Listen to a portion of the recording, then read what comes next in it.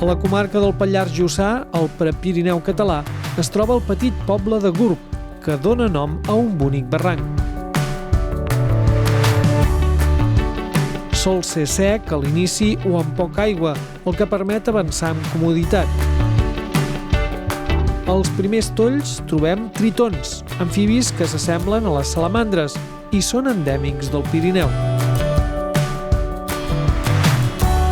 Després del darrer ràpel de 12 metres s'arriba a la Font del Molí i és a partir d'aquí quan comença la part aquàtica amb meandres recargolats molt encaixats a la roca i gran diversitat de tolls i badines envoltades d'altives parets, algunes semblants a gegantines marmites que s'obreixen quan ens tirem al seu interior.